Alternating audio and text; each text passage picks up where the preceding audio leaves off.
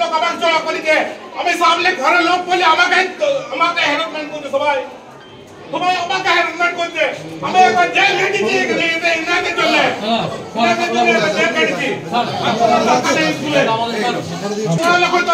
রাস্তা বড় তো হয়তো আজকে অন্য মেয়ে যাবো এখান থেকে, আজকে গাইড লাগাচ্ছে, লাগাচ্ছে আর অন্য দিদিমণি সব।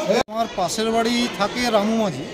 রামু মাঝির মেয়ে গত 11 তারিখ থেকে, মানে গত 11 তারিখ থেকে নিখোঁজ, যেটা বলতে পারে।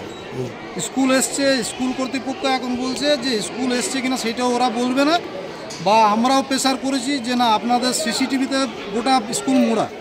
আজকে একটা মেয়েকে মানুষ পাঠায় যে না এখানে সুরক্ষিত, এখানে কোনো ছেলে নেই আশেপাশে, বা ম্যাডাম রয়েছে, মেয়েদের মর্মটা মেয়েরাই বুঝে। এই ক্ষেত্রে কিন্তু ম্যাডামরা অসহযোগিতা করছে, একে অন্যের ওপর দোষ চাপাচ্ছে। কিন্তু আমাদের মেয়ে হলো গত 3 দিন এখনও পর্যন্ত বাড়ি ফেরেনি। এই জায়গায় যদি আপনাদের মেয়ে থাকে আপনারা কি করতেন সেটা আপনারা বলুন। আমরা চাইছি যে এই 3 দিন থেকে যে মেয়েটা নিখোঁজ, এর একটা যথাযথ ব্যবস্থা নেই প্রশাসন বা স্কুল কর্তৃপক্ষ। স্কুল কর্তৃপক্ষ কতটা মানে উপস্থিত হয়ে পড়ে প্রশাসনকে জানিয়েছে সেটাও আমাদের জানার বিষয়।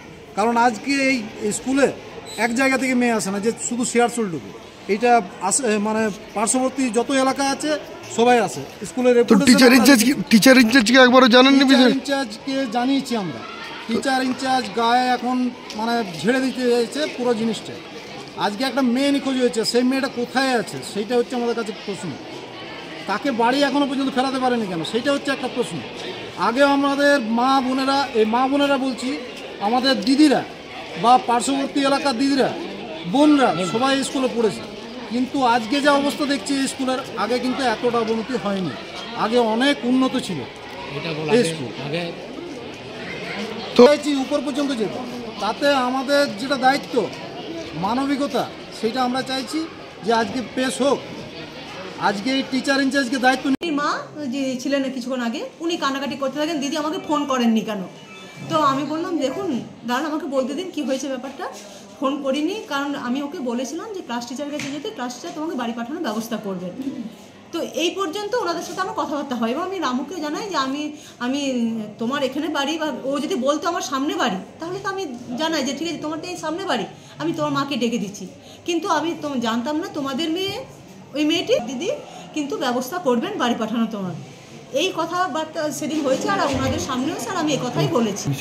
হয়তো স্যার এর মধ্যে কোনো ফাঁক ফোকর থেকে গিয়েছে, না হলে মেয়েটি বেরিয়ে গেছে কখন দিদিরাও খেয়াল করেননি। আর যেহেতু সেদিন ক্লাস 9-এর অ্যাডমিশন ছিল, অনেক গার্জিয়ান আসা যাওয়া করছিল, তারপর আমাদের মেয়েরাও বিভিন্ন কাজে, অফিসিয়াল বিভিন্ন কাজে আসতে, টেস্ট পেপার দেওয়া চলছে 9-10-এর, সেই সব মেয়েরা আসছে টেস্ট পেপার নিতে।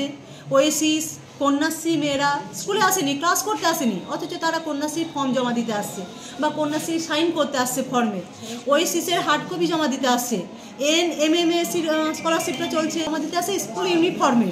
এবার কোন সময় কোন মেয়ে আসছে দিদিকে তো সে